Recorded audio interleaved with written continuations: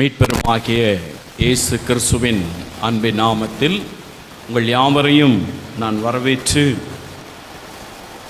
ஆண்டவருடைய வார்த்தையை உங்கள் நடுவிலே நான் கொண்டு வர விரும்புகிறேன். பிரியமானவர்களே, கடந்த 6 மாத காலங்கள் கர்த்தர் நம்மை கண்ணின் மணியைப் போல பாதுகாத்து இந்த 7வது மாதத்தினுடைய 6வது நாளிலே கர்த்தர் பிரவேசிக்க உதவி செய்தார். அது ஆண்டவர் நமக்கு பாராட்டியிருக்கிற ஒரு பெரிய கிருபை. ஒவ்வொரு நாளும் கர்த்தர் நம்மை வழிநடத்தி வருகிறார். வாக்கு தத்தங்களை கொடுத்து அநேகர் அதில் பிடித்து வளரும்படியாய், அதில் ஆசீர்வாதத்தை பெற்றுக்கொள்ளும்படியாய் ஆண்டவராகிய இயேசு கிறிஸ்து நமக்கு உதவி செய்து வருகிறார். இந்த மாதத்திலும் கூட எனக்கு அன்பானவர்களே, ஆண்டவர் நமக்கு கொடுக்கிற வார்த்தை மத்தேயு சுவிசேஷம் 15ஆம் அதிகாரம் 28வது வசனத்தை வாசிக்கலாம். இந்த வேத பகுதி சொல்லுகிறது, வாசிக்க கேட்கலாம். இயேசு அவளுக்கு பிரதியுத்தரமாக உன் விசுவாசம் பெரிது, உன் விசுவாசம் பெரிது, நீ விரும்புகிறபடி உனக்கு ஆக கடவது என்றார். நீ விரும்புகிறபடி உனக்கு ஆக கடவது என்றார். அந்நேரமே அவள் மகள் ஆரோக்கியமானாள்.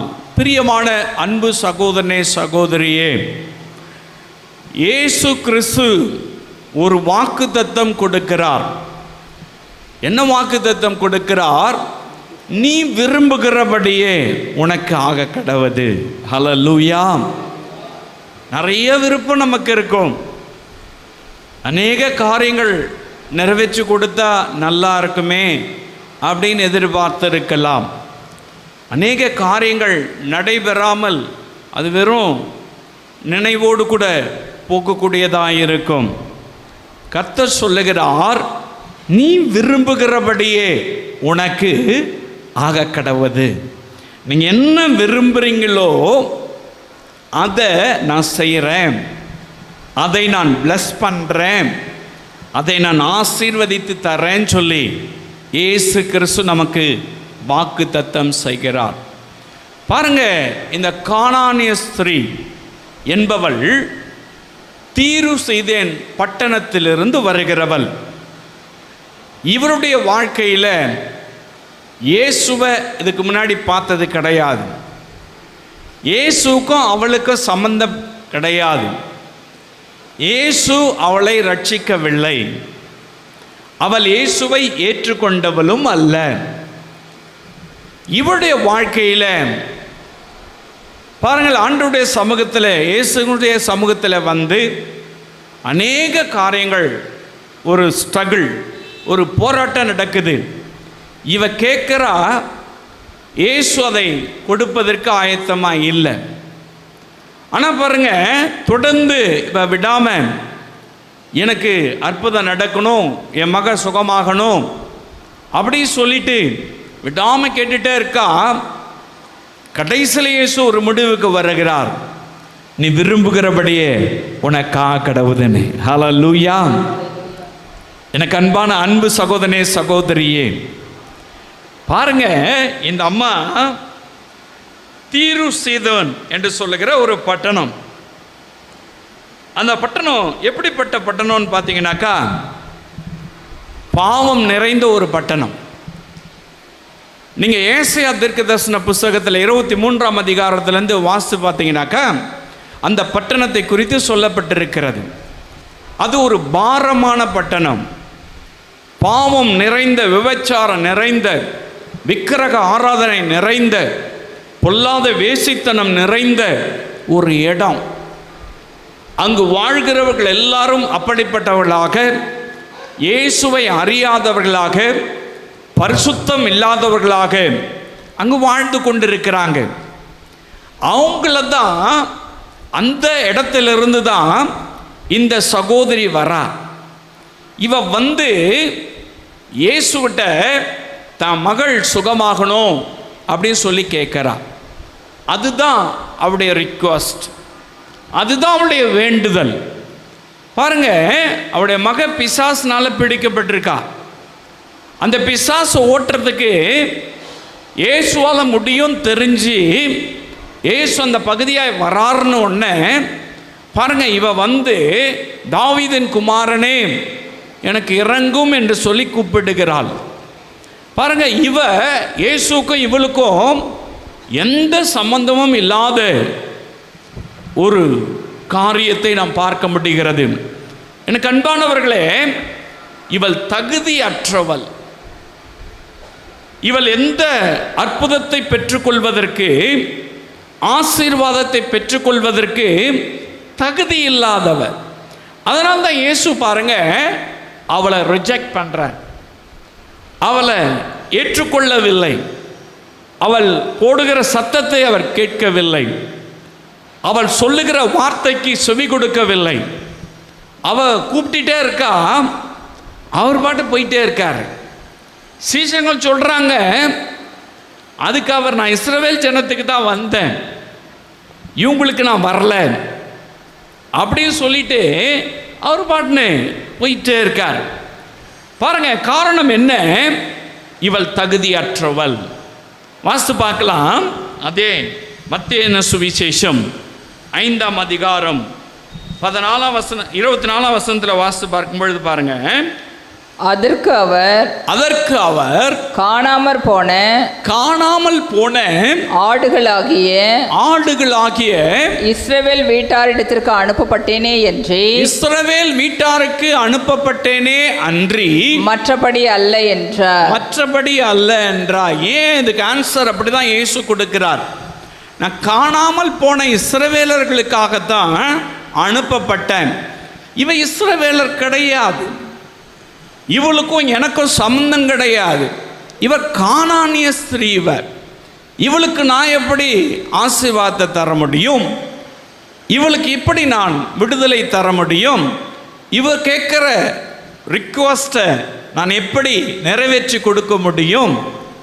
அப்படி என்பதற்காக இயேசு பாருங்க அவளை தகுதியற்றவளாய் கருதுகிறார்.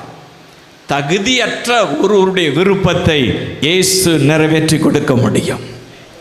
ஒருவேளை நீங்கள் நினைக்கலாம், எனக்கு ஜெபம் பண்ணுறதுக்கு தகுதி கிடையாது, நான் ஊழியம் செய்யறதுக்கு தகுதி கிடையாது, நான் ஆராதனையில் கலந்து கொள்வதற்கு தகுதி கிடையாது, எனக்கு போதுமான படிப்பறிவு இல்லை, அல்லது நான் ஜெப வாழ்க்கையில் இல்லை, நான் ஒருவேளை ஆண்டவர் விட்டு தூரமாக இருக்கிறேன் என்ற உணர்வோடு கூட இருக்கிறேன், அதனால் எனக்கு அதுக்கு சம்பந்தம் கிடையாது.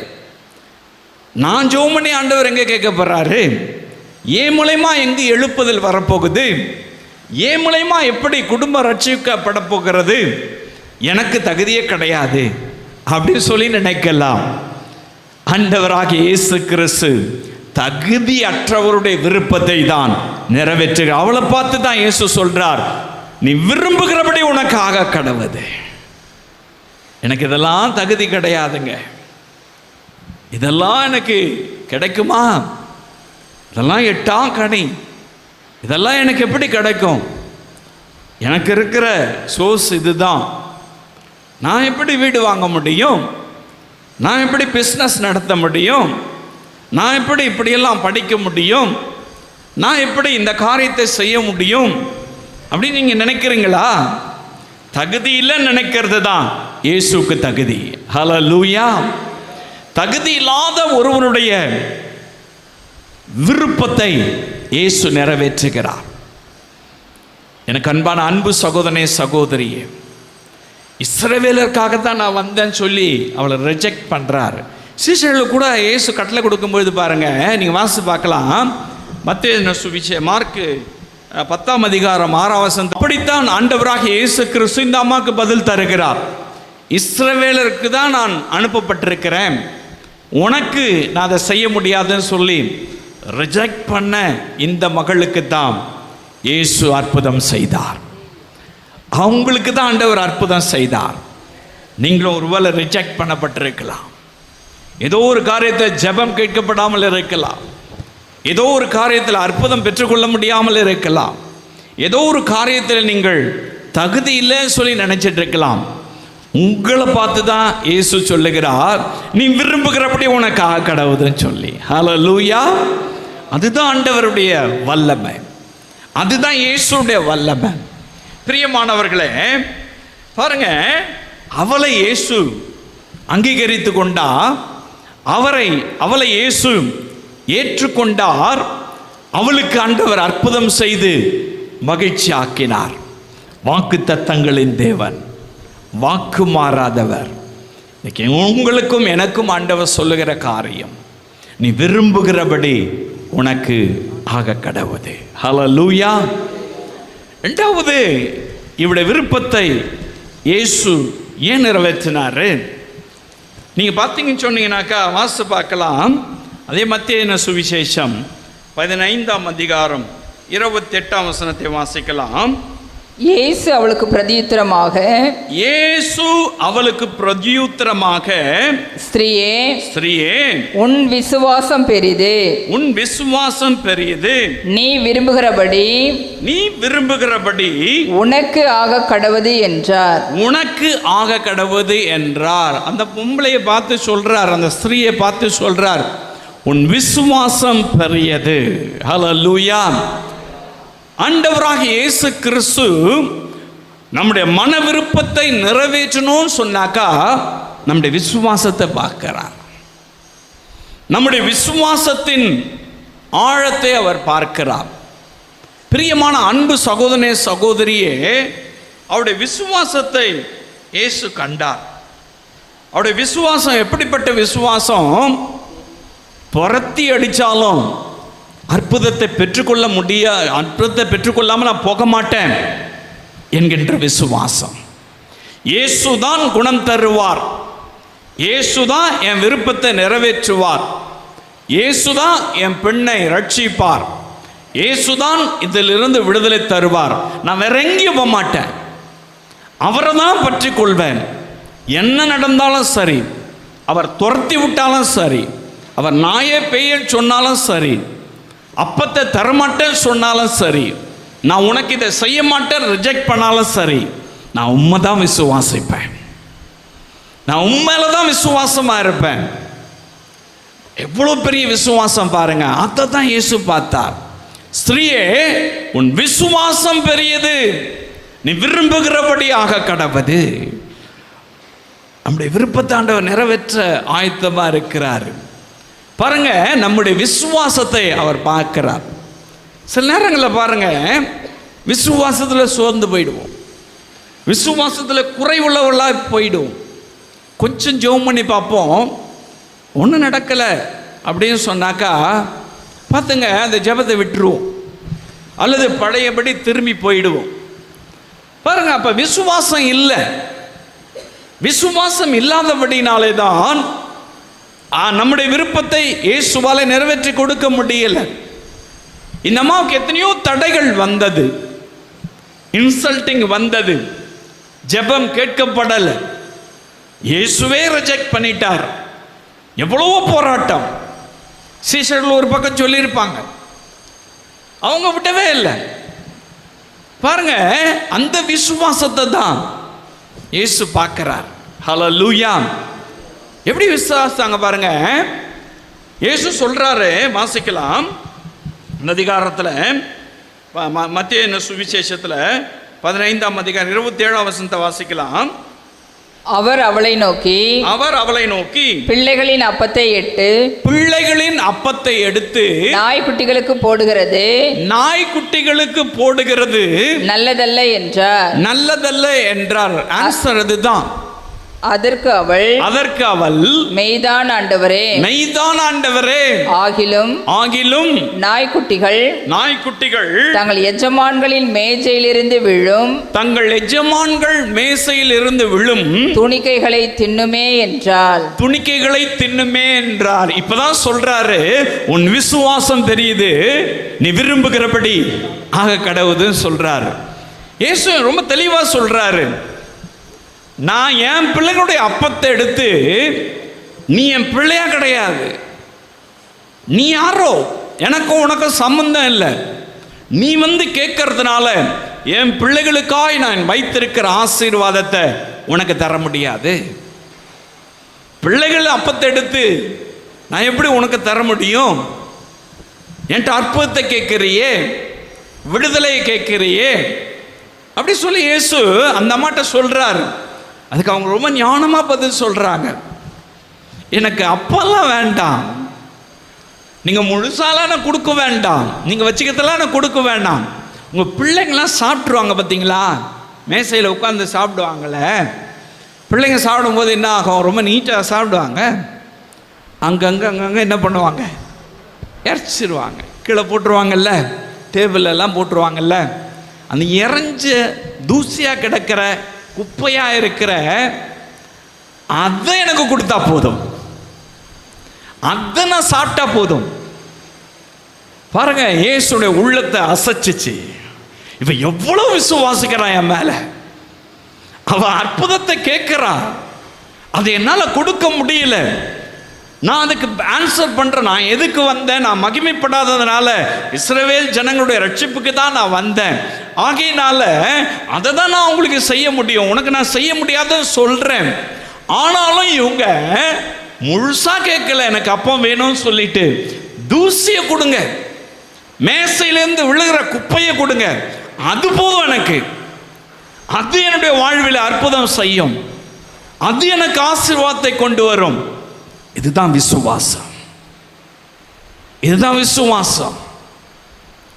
எனக்கு அன்பான அன்பு சகோதரனே சகோதரியே, விடாம விசுவாசிக்கிறாங்க பாத்துங்க. இந்த விசுவாசம் தான் இயேசு சொல்றாரு பெரியது பெரியதுன்றாரு. இப்படிப்பட்ட விசுவாசத்தை நான் எங்கும் பார்க்கல. அவ்வளவா நீ விசுவாசிக்கிற, ஆகையினால நீ விரும்புகிறது உனக்கு ஆக கடவுதே. இந்த வாக்குத்தத்தை நிறைவேறணும்னாக்கா உங்களுக்கு கொடுக்காம போனாலும் சரி, இல்லாம போனாலும் சரி, அதை விசுவாசிக்கணும். இயேசு எனக்கு இதை தருவார், இயேசு இதை மாற்றுவார், இயேசு இந்த அற்புதத்தை செய்வார், இயேசுவால இதை எனக்கு நடத்தி கொடுக்க முடியும். கிடைக்கலனாலும் பரவாயில்ல, டைரக்டாவே இயேசு சொல்றாரு, உனக்கு கிடையாதுன்னு சொல்றாரு, வேற யார் மூலியமாவும் சொல்லல. ஆனா நம்ம போகவே இல்லை பாத்துங்க, அங்கே நிக்கிறாங்க. திருப்பி திருப்பி ஆண்டவர் சொல்றதுக்கு ஆன்சர் கொடுக்கறாங்க. எனக்கு முழுசா வேணாம் இயேசுவே, கொஞ்சோண்டு கொடுங்க, அது கூட பியூரா வேண்டாம், அந்த பிள்ளைங்க சாப்பிட்டு போடுற குப்பையை கொடுங்க, தூசியை கொடுங்க. எவ்வளவு ஆழமான விசுவாசம் இல்லை? அதனால தான் இயேசு பார்த்தார், உன் விசுவாசம் ரொம்ப பெருசுமா, நான் அதை எதிர்பார்க்கல, இவ்வளவா என்ன விசுவாசிக்கிறியே, உன்னை நான் சும்மா அனுப்பக்கூடாது, அது என்ன நடந்தாலும் சரி உன் விசுவாசத்தின்படி உனக்கு ஆகக்கூடாதும். அந்த அளவுக்கு அவங்க விசுவாசாங்க. அவர் ஒன்றும் கை வச்சு ஜெபம் பண்ணல, அவர் ஒன்றும் பிளஸ் பண்ணல, அவர் இதை அதை எதுவும் சொல்லலை, எந்த தீர்க்க தரிசனமும் சொல்லலை. உன் விசுவாசத்தின்படியே உனக்கு ஆக கடவுது அப்படின்னு சொல்லிட்டு போயிட்டாரு. அந்நேரமே அவள் மகள் சுகமானா. இதுதான் விசுவாசம். நம்பப்படுகிறவர்களின் உறுதியும் காணப்படாதவர்களின் நிச்சயம்தான் விசுவாசம். இந்த விசுவாசம் தான் நீ விரும்புகிற காரியத்தை நிறைவேற்றி கொடுக்கும். நம்ம எப்படி விசுவாசிக்கிறோம்? கிடைச்சா பார்க்கலாம், இல்லாட்டி பரவாயில்ல. பாருங்க, இயேசுவை அப்படி விசுவாசிக்கணும்னு சொல்லி அவர் விரும்புகிறார். அதுதான் அவர் விரும்புகிற விசுவாசம். நம்ம விரும்புகிற காரியம் ஒரு பக்கம் இருக்கட்டும், இயேசு விரும்புகிற ஒரு விசுவாசத்தை பாருங்க. இது அவருக்கு ரொம்ப பிடிச்சிடுச்சு. இந்த விசுவாசம் இயேசுவே ரொம்ப அட்ராக்ட் பண்ணிடுச்சு. அவருடைய அன்பு எல்லார் மேல அன்புள்ள தேவன். ஆனா வந்த காரியத்தை நான் நிறைவேற்றணுமா? வீணா அதுக்கெல்லாம் நான் செலவழிச்சிட்டு இருக்க முடியாத நேரத்தை. நான் இஸ்ரவேலருக்காக தான் வந்தேன். நீ கானானியரா இருக்கிற, நீ தீரு சீதோன் பட்டணத்திலிருந்து வர, ஒரு பாவமான இடத்திலிருந்து வர, உனக்கெல்லாம் என் நேரத்தை நான் செலவிட முடியாது. அப்படி ரொம்ப பிஸியா இருக்கார். அவர் போயிட்டுருக்கார். பாருங்க, இந்த அம்மாவுடைய விசுவாசம் அவரை அசைத்தது. அவர் அங்கே நின்று சொல்கிறாரு, விசுவாசம் பெரியது, உன் விசுவாசத்தின்படி உனக்காக கடவுது, நீ விரும்புகிறத நீ பெற்றுக்கோ போ அப்படின்னு சொல்லி அனுப்பிட்டார். அவங்க விருப்பம் என்ன? தன் மக விடுதலை ஆகணும். அதுதானே அவங்க விருப்பம். தன் மக பிசாசன் பிடியில் இருக்கிறான், அவ விடுதலை ஆகணும். நிறைவேறிச்சா? நீ விரும்புகிறபடியே உனக்காக கடவுது. நீங்கள் தகுதி இல்லாதவளா இருந்தாலும் கூட பரவாயில்ல, ஆனால் நீங்கள் விசுவாசிக்கிறவளா இருக்கணும். ஹல்லேலூயா. நீங்கள் விசுவாசிக்கிறவளா இருந்தால் இந்த வாக்குத்தத்தம் நம்முடைய வாழ்வில் நிறைவேறும். நீங்கள் விரும்புகிற காரியத்தை இயேசு நிறைவேற்றி கொடுப்பார். இந்த வாக்குத்தத்தம் நிறைவேறுவதற்கு கீ விசுவாசம். ஹல்லேலூயா, ஹல்லேலூயா. எனக்கு அன்பானவர்களே, நம்மெல்லாம் மேலோட்டமாக விசுவாசிப்போம். ஆண்டவர் கொடுத்தா நல்லவர், கொடுக்காவிட்டா சரி பரவாயில்ல. கொஞ்சம் கஷ்டம் வந்துச்சுனாக்கா ஒரே கோபந்தான். பாருங்கள், ஜெபம் பண்ண மாட்டோம், பைபிள் படிக்க மாட்டோம், ஏன்னா ஆண்டவர்கிட்ட கோச்சிட்டு இருக்கிறாங்க. பண்ணுறோம்ல, வீட்டில் கோச்சிங்கன்னா என்ன பண்ண மாட்டோம், சாப்பிட மாட்டோம்.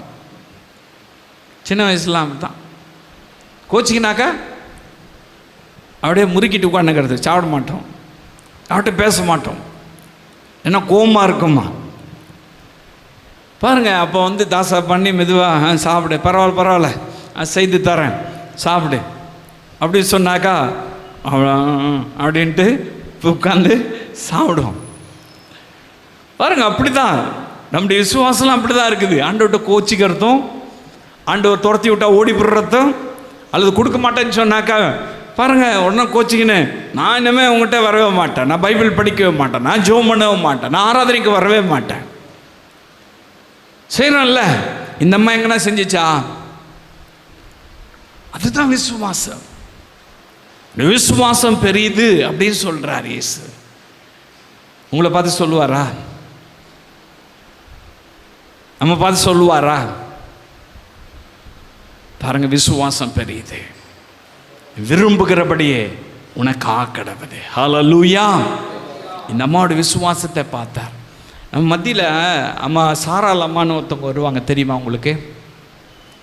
அவங்க ஒரு பிராமண குடும்பத்திலேருந்து வர்றவங்க. அவங்க பார்த்திங்கன்னா நல்ல வெல் டு டூ. அவங்களோட ஃபேமிலி எல்லாம், பிள்ளைங்கள்லாம் ஃபாரினில் இருக்காங்க, லண்டனில் இருக்காங்க, நல்ல பெரிய வேலையில் இருக்கிறவங்க தான், நல்ல பணக்காரி தான். ஆனால் அந்த குடும்பத்தில் இந்த அம்மா மட்டும்தான் ரட்சிப்புக்குள்ளே வந்தாங்க. ரட்சிப்புக்குள்ளே வந்ததுனால, இவங்க சபைக்கு போகிறதுனால அந்த அம்மாவை வீட்டை விட்டு துரத்திட்டாங்க. பிள்ளைங்க சேர்த்துக்கல, பேர பிள்ளைங்க சேர்த்துக்கல. பாருங்கள், எங்கேயோ ஒரு சாக்கடையில் அங்கே இருக்கிற ஒரு வீட்டில் வாடகை எடுத்துட்டு அங்கே இருந்தாங்க. அடித்து துரத்துனாங்க. நீ இயேசுவை ஏற்றுக்கொள்ளாமல் நீ சபைக்கு போகாமல் இருந்தன்னு சொன்னாக்கா என் வீட்டில் உனக்கு எல்லா சுதந்திரமும் வந்துட்டேன், எல்லாம் நாங்கள் செய்கிறோம். ஆனால் அந்த அம்மா இயேசுடைய அன்பை ருசி பார்த்ததுனால, இயேசுவை அறிந்து கொண்டதுனால, ரட்சிக்கப்பட்ட அனுபவம் இருக்கிறதுனால, ஜெபிக்கிற ஒரு தாயாக இருக்கிறதுனால, அதெல்லாம் எனக்கு வேண்டாம், இயேசு தான் எனக்கு வேணும். இன்றைக்கும் அவர்கள் அந்த துன்பத்தின் மத்தியில் கூட இயேசுவை ருசி பார்க்கிறாங்க. அதுதாங்க விசுவாசம், அதுதான் விசுவாசம். இந்த நெருக்கம் வருகிறது, உபத்திரம் வருகிறது, போராட்டங்கள் வருகிறது, கண்ணீர் வருகிறது, எல்லாம் கூட இருக்கிறவங்க சொந்த பிள்ளைங்க அடித்து துரத்துறாங்க, சாப்பாட்டுக்கு வழி கிடையாது, மாளிகை எல்லாம் இருக்குது, அனுபவிக்க ஒன்றும் இல்லை, நடுரோட்ட நிற்கிறாங்க. சபையில் எத்தனையோ நாட்கள் அவங்க இருந்திருக்கிறாங்க. பாருங்க, ஆனால் விடாம இயேசுவை பிடிச்சு கொண்டு இன்றைக்கும் அவர்கள் ஆண்டவருடைய அன்புல நிலைத்திருக்கிறாங்க. அவனுடைய விருப்பம் என்ன தெரியுமா? நான் தேவனுடைய ராஜ்யத்துக்கு போகணும். ஹல்லேலூயா. இந்த விருப்பத்தை நிறைவேற்றுவதற்கு என்ன நடந்தாலும் பரவாயில்ல, நான் இயேசுவை தான் பிடிச்சு கொள்வேன்னு சொல்லி ஆழமா இயேசுவை பிடிச்சுக்கிட்டாங்க. பார்த்தீங்களா? இந்த விசுவாசத்தை தான் இயேசு விரும்புகிறார். நீ விரும்புகிறபடி உனக்காக கடவுளே. நம்ம எப்படி விசுவாசிக்கிறோம்? நம்முடைய விசுவாசம் எப்படி இருக்கு? கோச்சிட்டு உட்காந்துருக்கோம்ல, முறுக்கிட்டு உட்காந்துருக்கோம்ல, இயேசுகிட்ட ரொம்ப ரொம்ப பாருங்க ரொம்ப கோபப்படுறோம். பிரியமானவர்களே, இந்த சகோதரி கோபமும் படலை, சாந்தமும் அடையலை, பெற்றுக்கொள்ளும் முறை விடவும் இல்லை. அங்கேயே நின்று பதில் கொடுத்து, அங்கேயே நின்று பதிலையும் வாங்கிட்டு போனாங்க. இதுதாங்க விசுவாசம். ஹல்லேலூயா! இந்த விசுவாசம் தான் இயேசு எதிர்பார்க்கிறார். நீ விரும்புகிறபடி உனக்கு ஆக்கடவது. இந்த வாக்கு தத்தத்தை நிறைவேற்ற நம்ம அப்படி விசுவாசிக்கணும். ஹல்லேலூயா! மூன்றாவது ஒரு காரியத்தை நான் சொல்லி முடிக்கிறேன். வாசிக்கலாம். மத்தேயு சுவிசேஷம் 15ஆம் அதிகாரம் 27வது வசனம். அதற்கு அவள் மெய்தான் ஆண்டவரே, மெய்தான் ஆண்டவரே, ஆகிலும் நாய்க்குட்டிகள் தங்கள் எஜமான்களின் மேஜையிலிருந்து விழும், தங்கள் எஜமான்களின் மேசையிலிருந்து விழும் துணிக்கைகளை தின்னுமே என்றாள். துணிக்கைகளை தின்னுமே என்றார். பாருங்க, மறுபடியும் அந்த வசனத்தை தான் நான் உங்களுக்கு சொல்றேன். இந்த வார்த்தையில் என்ன அடங்கி இருக்கிறது? இந்த அம்மா ஃபர்ஸ்ட் கூப்பிடுறாங்க. எப்படி கூப்பிடுறாங்க பாருங்க. 22வது வசனத்தில், தாவீதின் குமாரனே எனக்கு இறங்கும் கூப்பிடுறாங்க. ரெண்டாவது இந்த அம்மா கூப்பிடுறாங்க. 23ஆம் வசனத்தை வாசிக்கலாம். இந்த அம்மா பாருங்க, வாசிக்க. அவளுக்கு பிரதியுத்தரமாக அவர் ஒரு வார்த்தையும் சொல்லவில்லை. அவர் ஒரு வார்த்தையும் சொல்ல, நோ ஆன்சர், ஒரு வார்த்தையும் சொல்லல. அப்பொழுது அவருடைய சீஷர்கள் வந்து இவள் நம்மை பின்தொடர்ந்து கூப்பிடுகிறாளே, இவள் பின்தொடர்ந்து கூப்பிடுறாளே, தொடர்ந்து கூப்பிடுறான். ஃபர்ஸ்ட் தாவீதின் குமாரனே எனக்கு இறங்கும் சொல்லி கூப்பிட்டா. இப்ப பாருங்க, விடவே இல்லை, தொடர்ந்து கூப்பிடுறான். மூன்றாவது பாருங்க, அவ எப்படி கூப்பிடுறா. 25வது வசனத்தை வாசிக்கலாம். அவள் வந்து ஆண்டவரே எனக்கு உதவி செய்யும் என்று, எனக்கு உதவி செய்யும். இப்ப பாருங்க, எனக்கு உதவி செய்யணும் கூப்பிடுறா. அவரை பணிந்து கொண்டா. ஹல்லேலூயா! எப்படி எல்லாம் கூப்பிட்டு பார்க்கறா பாத்துங்க. முதல்ல கூப்பிடுறா, தாவீதின் குமாரனே எனக்கு இறங்கல. அறுபாடு பதில் சொல்லாம் போயிட்டே இருக்காரு. ரெண்டாவது கூப்பிடுறா, சிஷ்யர்கள் சொல்றாங்க தொடர்ந்து கூப்பிட்டுட்டே இருக்காள் அந்த பெண், எதனா ஒரு ஆன்சர் பண்ணுங்க இயேசுவே. தொடர்ந்து கூப்பிடுறா. அதுக்கு ஆண்டவர் ஆன்சர் பண்றாரு, இஸ்ரவேலுக்கு தான் நான் வந்திருக்கிறேன், உனக்கு இல்லை. பிள்ளைகளின் அப்பத்தை எடுத்து நாய்க்குட்டிகளுக்கு போட முடியாது அப்படின்னு ஆன்சர் பண்றாரு. அதுக்கப்புறமா கூப்பிடுறா, எனக்கு உதவி செய்யும்னு பணிந்து கொண்டு கூப்பிடுறா. ஸோ அவருடைய வாழ்வில் விடாப்பிடியான ஜெபம். ஹல்லேலூயா! விடாப்பிடியான ஜெபம், ஸ்ட்ராங்கா ஜெபிக்கிறார். ஆன்சர் வரலையோ, பதில் வரும் வர விடுறதில்ல, தொடர்ந்து ஜெபிக்கிறார். மன்றாடி உதவி செய்யும் ஆண்டவரை பணிந்து கொண்டு ஜெபிக்கிறார். பாருங்க, விடாப்பிடியான ஜெபம் உன் விருப்பத்தை நிறைவேற்றும். உங்க விருப்பத்தை நிறைவேற்றுவதற்கு விடாப்பிடியான ஜெபம் இருக்கணும். இந்த அம்மா யாரோ, நான் ஏற்கனவே சொன்னேன், இயேசுவை அறியாத ஒரு சகோதரி, இயேசுவை தெரிந்து கொள்ளாத ஒரு சகோதரி, ரட்சிக்கப்படாத இஸ்ரவேல் அல்ல, கானானிய ஸ்திரீ, பாழான ஒரு இடத்திலிருந்து, அருவருப்பான ஒரு இடத்திலிருந்து, விக்கிரகங்களை வணங்கின முதல் இடம் அதுதான். அந்த இடத்திலிருந்து வந்தவங்க இயேசுவால ஏற்றுக்கொள்ள முடியல. ஆனா விசுவாசத்தோடு கூட விடாப்பிடியா ஜெபிக்கிறாங்க. விடாப்பிடியா வேண்டுதல், தொடர்ந்து வேண்டுதல், பணிந்து கொண்டு உதவி செய்ய இயேசுவே, நான் போவே மாட்டேன், எனக்கு உதவி செய்யுங்க. எவ்வளவு அழகா ஜெபம் பண்றாங்கல்ல, எவ்வளவு நேர்த்தியா ஜெபம் பண்றாங்கல்ல. இயேசு அதனால தான் சொன்னார், நீ விரும்புகிறபடி உனக்கு ஆக்கடவன் சொன்னார். இந்த ஜெபத்தை இயேசு ஏற்றுக்கொண்ட. அதுதான் அவர் விரும்புகிற ஜெபம், அவர் எதிர்பார்க்கிற ஜெபம். அதுதான் சும்மா லைட்டா கூப்பிட்டுட்டு விட்டுறது கிடையாது. சரி தொடர்ந்து கொஞ்ச நாள் ஜெபம் பண்ணிட்டு விட்டுறது கிடையாது. உதவி செய்ய வரை நான் விட மாட்டேன். நீங்க மனம் இறங்குறவரை நான் விட மாட்டேன். நீங்க என் விசுவாசத்தை பார்க்கிறவளை நான் விட மாட்டேன். நான் தொடர்ந்து ஜெபிப்பேன், தொடர்ந்து கேட்டுக்கொண்டே தான் இருப்பேன். இயேசுவை கார்னர் பண்ணிட்டால, இயேசு ஒரு பகுதியில் நிறுத்திட்டா. அதுக்கு மேல அவரால் ஒன்றும் பண்ண முடியாது. அவருடைய விசுவாசம், அவருடைய விடாப்பிடியான ஜெபம் இயேசுவை கார்னர் பண்ணிடுச்சு. எவ்வளவு சர்வ வல்லமையுள்ள தேவன், வானத்திலும் பூமியிலும் சகல அதிகாரமுடைய தேவன் மாத்திக்கிட்டார்ல அவருடைய ஸ்டைல, அவருடைய டிசிஷனை மாத்திக்கிட்டார்ல. அவர் முடியாதுன்னு சொன்னவர் இப்ப முடியோண்டு வந்துட்டார்ல. துரத்தி அடிச்சவர் உன் விசுவாசம் தாமா பெருசுன்னு சொல்லி அப்ரிஷியேட் பண்ண வந்துட்டார்ல. என்ன ரீசன் தெரியுமா? அவருடைய விசுவாசம், அவருடைய ஜெபம். எனக்கு அன்பான அன்பு சகோதரனே சகோதரியே, தகுதி இல்லாத ஒரு பாத்திரம்,